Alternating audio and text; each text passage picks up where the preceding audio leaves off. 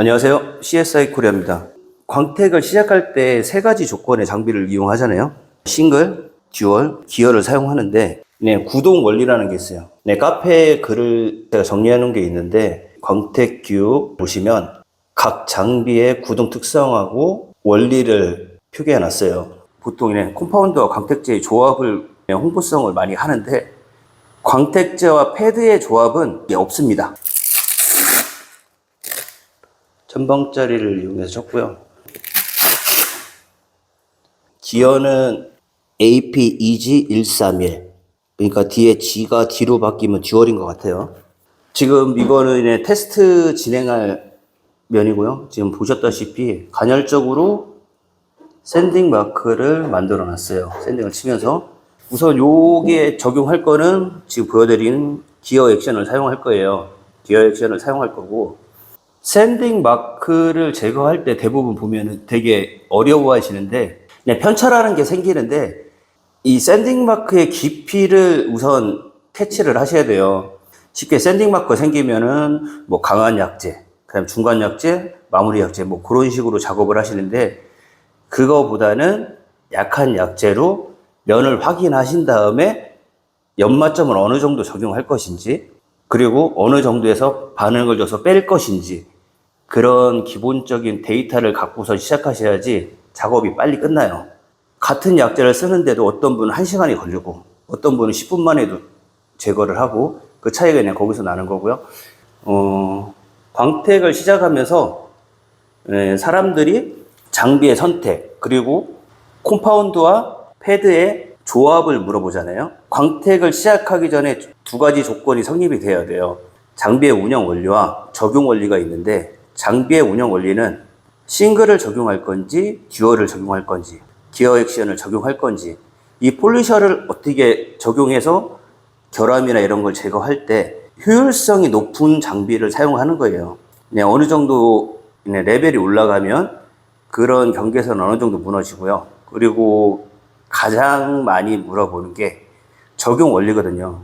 여기에 적용하는 콤파운드와 패드의 조합은 솔직하게 없습니다. 기본적으로 예전 방식으로 치면 굵은 거부터 면을 잡고 면을 잡으면서 폴리싱 마크를 만든 상태에서 그 다음 약한 걸로 해서 패드를 바꿔서 패드도 연마가 덜 되는 걸로 해서 적용해서 다시 한번 갈궈내고 그 다음에 좀 더 부드러운 걸 쓰고 패드도 부드러운 걸 써서 그 갈궈놓은 면을 만드는 거였는데 그러니까 예전 방식은 연삭이라고 보시면 돼요.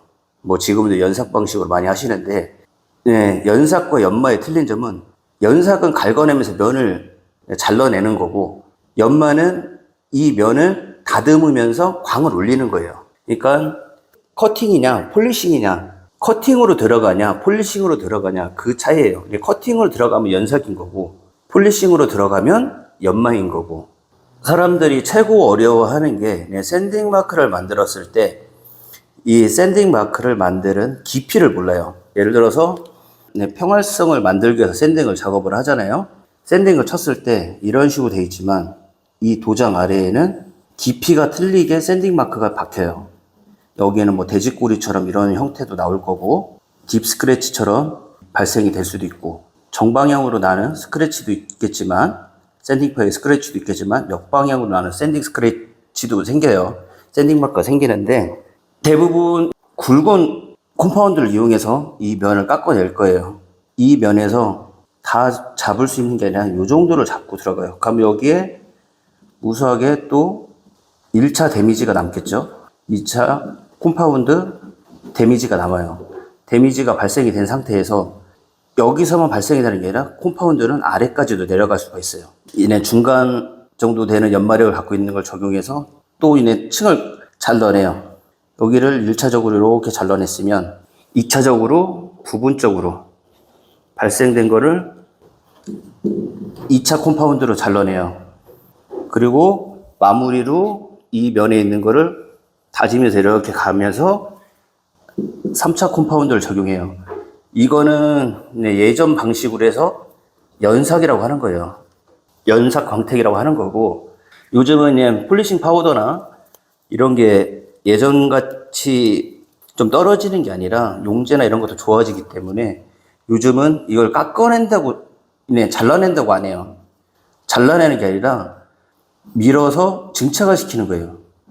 네, 용제에 따라서 활용도가 틀려지는 거예요. 예전에는 규조토나 뭐 이런 걸 적용해서 했지만 그거의 시대가 지나면서 산화알루미늄도 쓰는 거고, 산화알루미늄이 발전을 하면서 폴리머, 콤파운드를 적용해서 사용을 하는데 대부분 싱글을 적용하잖아요.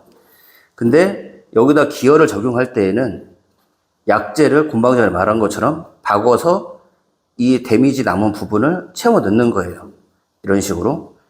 듀얼도 비슷한 원리고요. 듀얼도 편심으로 치면서 이런 식으로 데미지가 나 있으면, 듀얼 같은 경우는 여기를 삭감하면서 여기에 용제로 채워 넣는 거예요. 이 용제라는 자체는 오일 성분도 포함이 되지만 반응기가 달린 성분도 들어가면서 용매와 같이 반응하면서 붙이는 경우도 있어요.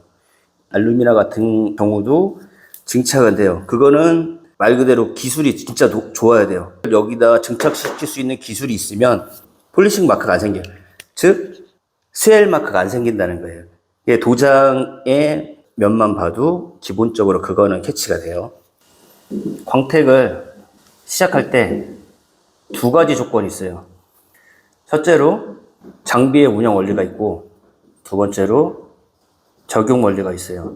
장비의 운영 원리는 기본적으로 싱글, 듀얼, 기어, 요 세 가지를 적용했을 때 장비를 활용하는 방법이 운영 원리예요.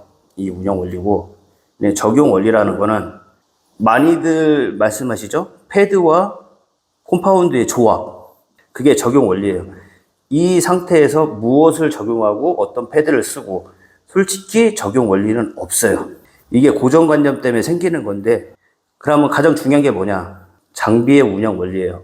이 기본적인 기초를 알아야지 장비를 활용한다든지 가벼운 연막, 광택을 하는 거는 일반 분들도 어느 정도만 하면 다 할 수 있는 작업이에요. 다 할 수 있는 작업이고, 커팅용을 쓰건 일반용을 쓰건 반응형을 쓰건 큰 차이는 없어요.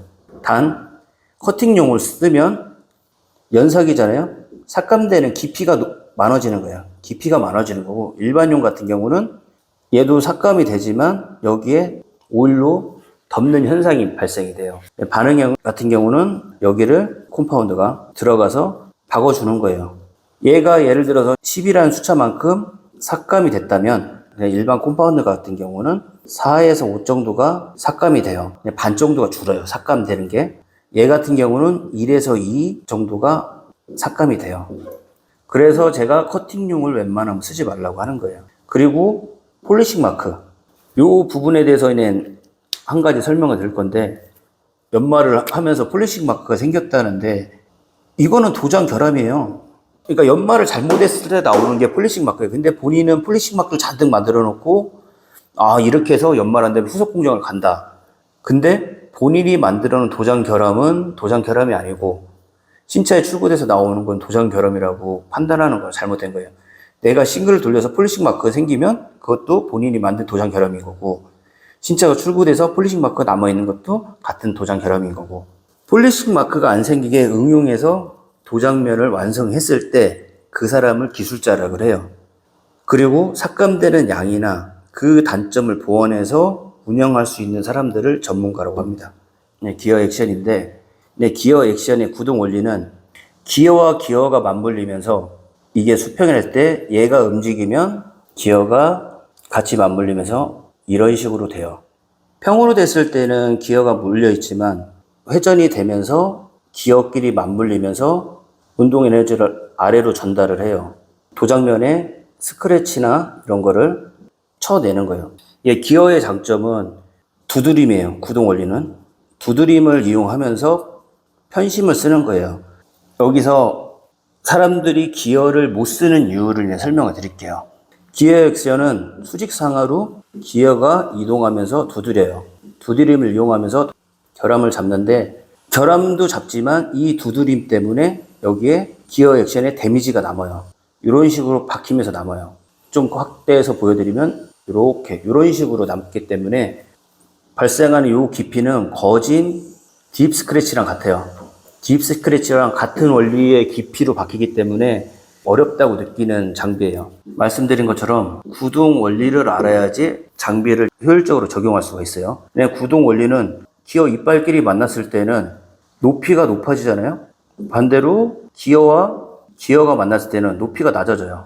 즉 두드림을 이용해서 하는 거예요. 이게 이론이에요. 이론이라는 건 이유와 원인이란 말이에요. 이유와 원인은 이 높이가 기어가 이동하면서 내려가고 다시 올라가고 이 원리로 하는데, 높이로 때렸을 때 대부분 사람들이 여기에서 돼지꼬리 같은 데미지를 받아요.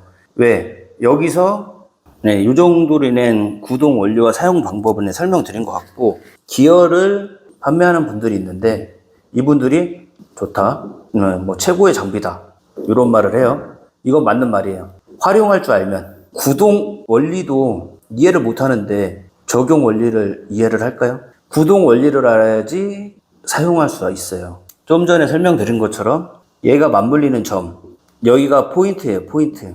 얘 맞물리는 점을 어떻게 활용하냐에 따라서 장비의 운영 원리가 성립이 돼요.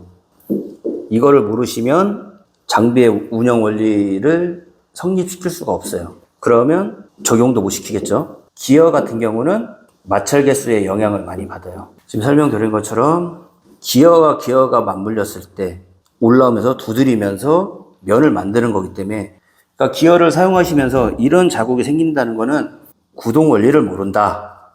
구동 원리를 모른다는 거는 마찰 개수를 적용하는 방법을 모른다. 이렇게 보시면 돼요. 그래서 제가 기어 액션을 비추해 드리는 거예요. 왜? 좀 전에도 말씀드린 것처럼 독학으로 할 수가 없어요. 이 면에다 기어 액션을 적용할 건데 어느 정도 데미지가 남는지